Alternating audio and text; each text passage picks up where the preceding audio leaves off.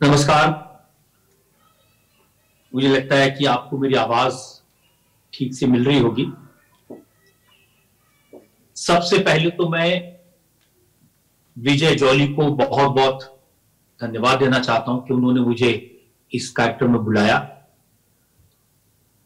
विजय jolly का अभिनंदन करना चाहता हूं कि उन्होंने देव साहब की जीवन के 100 वर्ष पूरे होने पर, उनके 100वें बर्थडे पर इस कार्यक्रम को आयोजित किया। जैसे विजय के नाम के साथ में जॉली जुड़ा है, जिसका मतलब खुशी, जिसका मतलब उत्साह, जिसका मतलब जोश, वैसे ही मैं देखता हूं देव साहब के नाम के साथ जो आनंद जुड़ा था, उसका मतलब ही ये था।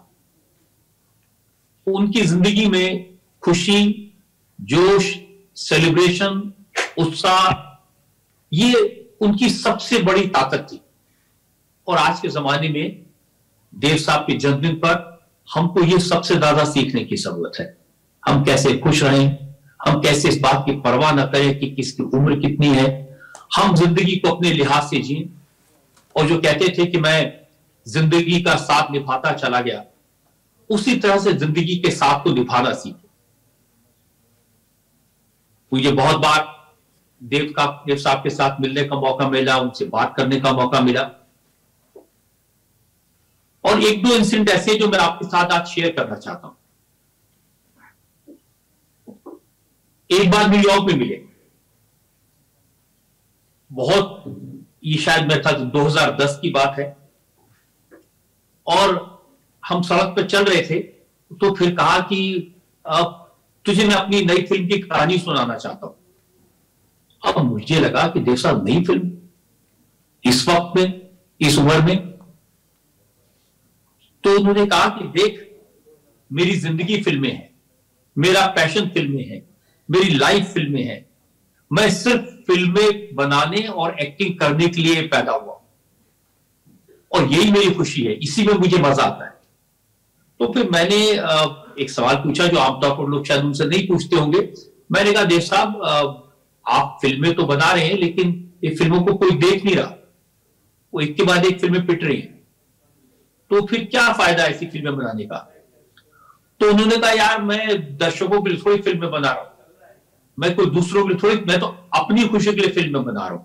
मुझे फिल्म बनाने में मजा आता है, मेरी जिंदगी में फिल्म के अलावा कोई दूसरी चीज नहीं है। फिर मैंने धीरे से उनसे ये भी पूछा कि देव साहब, फिल्म बनाते हैं, खर्चा होता है, तो इतना पैसा उसमें बर्बाद होता है। तो कहा, देख यार, पैसा पैसा पैसा पैसा पैसा आएगा चला जाएगा, लेकिन जिंदगी खुशी से भरी रहनी चाहिए, ये मेरे लिए सबसे ज्यादा इंपॉर्टेंट है। ये जो उनका फिल्म के प्रति पैशन था, फिल्म के प्रति उनका लगाव था, और अपनी शर्तों पर अपनी फिल्म बनाने का, ये एक नायाब चीज थी जो देव साहब को बाकी लोगों से अलग बना दिया। और जब वो फिल्म की बात करते थे तो उनकी आंखों में चमक आती थी। जिस चार्टशीट फिल्म की मैं बात कर रहा हूं, ये आखिरी फिल्म थी उनकी 2010 में। तो न्यूयॉर्क में मुझे उसके बारे में बताने लगे, कहने लगे, देख, जंगल है, दोनों पेड़ लगे हैं, एक लंबी सी पगडंडी है, और उस पर देव आनंद चलता जा रहा है, चलता जा रहा है, चलता जा रहा है। और फिर पीछे से आवाज आती है, देव। मैं पीछे मुड़ के देखता हूं, तो वो फिल्म को इमेजिन करते थे, और फिल्म में वो कैसे दिखेंगे, क्या करेंगे, इसका बहुत कंसर्न रहता था। और मैं हमेशा एक बात कहता हूं कि देव आनंद ने उस जमाने में हमारे नौजवानों को स्टाइल दिया जब लोग स्टाइल को प्ले डाउन करना चाहते थे। आजादी के तुरंत बाद एक देश के अंदर ऐसी वेव थी, लोग इस तरह की बातें करते थे कि सरल रहना है, सिंपल रहना है, खादी पहनना है, खर्चा कम करना है। और राज कपूर और दिलीप साहब दोनों उसी विधा के लोग थे। लेकिन देव साहब ने उस जमाने से, अपने हेयर स्टाइल से, अपने कपड़ों से, अपनी शर्ट से, अपने जैकेट से, अपने ट्राउजर से, अपने जूतों से, अपनी कैप से, हर तरह से एक स्टाइल पैदा किया। और ये दूसरी चीज थी जिसने देव आनंद को बाकी एक्टर से, बाकी फिल्म स्टार से अलग बनाया। आज तो ये बहुत लोग करते हैं, आज तो ये विधा है, लेकिन इसकी शुरुआत करने वाले मुझे लगता है देव साहब थे।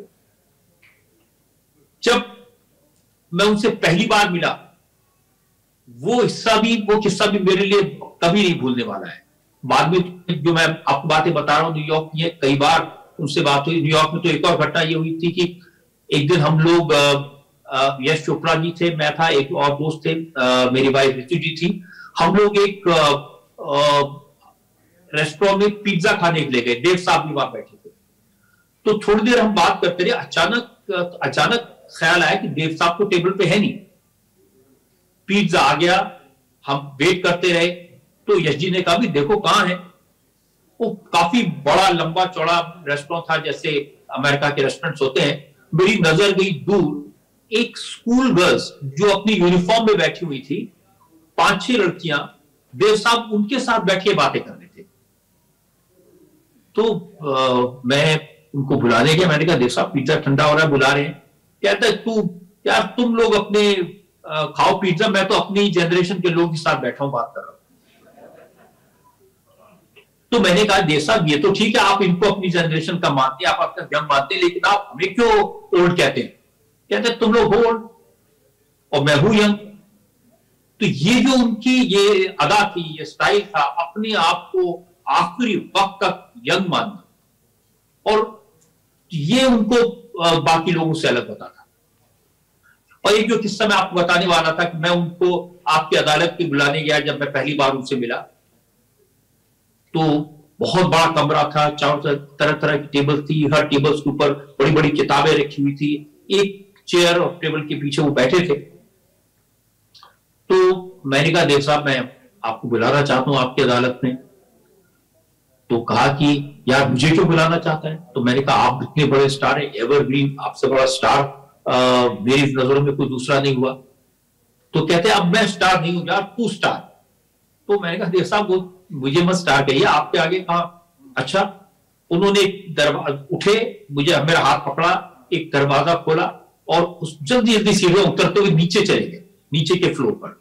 तो एक दरवाजा खोला, वहां कुछ लोग एडिटिंग कर रहे थे, उसको बोला भाई राप्रसाद, पंजाबी कहते हैं, तू जानना है? तो उन्होंने कहा जी मैं जानता हूं रजत साहब है। मैं कहा था ना तू स्टार है। दूसरा कब रह गए, वहां दरवाजा खोला, वहां कुछ लोग काम कर रहे थे, उनको पूछा तो उन्होंने कहा क्या जानते हो? हाँ जी जानते हैं।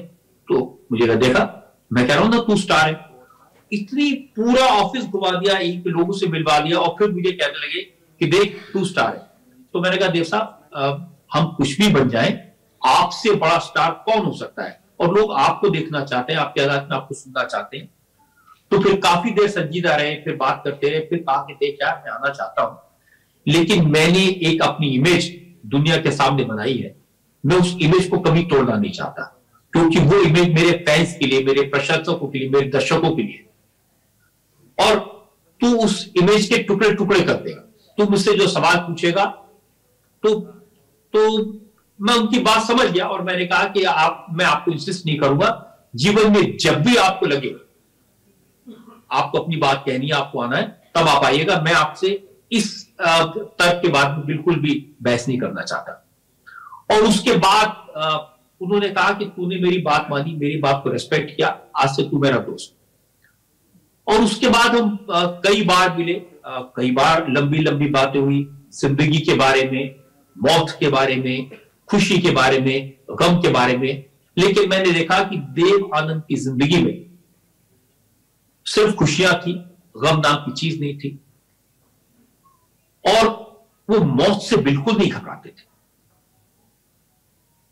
उन्होंने कहा एक दिन आएगा, बस आंख बंद और देवानंद चला जाएगा, इसमें क्या फर्क पड़ता है। और मैं आज जिस शहर से बात कर रहा हूं, लंदन वो शहर है जहां पर उन्होंने आखिरी सांस ली, जहां पर देव साहब ने कहा अपनी जिंदगी को अलविदा कहा। और जैसा उन्होंने सोचा था कि कोई उनके जाने के बाद उनके चेहरे को न देखे, उन्हें हमेशा आनंद के तौर पर, खुशी के तौर पर, सेलिब्रेशन के तौर पर याद करें। और आज वही मौका है, हम सब लोग मिल करके उनकी जिंदगी को सेलिब्रेट कर रहे हैं, उनकी जिंदगी की खुशियों को याद कर रहे हैं। क्योंकि ऐसे लोग दुनिया में कभी कभी आते हैं। और इसीलिए मैं कहता हूं कि देव आनंद मरा नहीं करते, देव आनंद दुनिया से जाया नहीं करते। वो अपनी बातों से, अपने काम से, अपने रिश्तों से, अपनी फिल्मों से हमारे भी हैं, हमेशा रहे।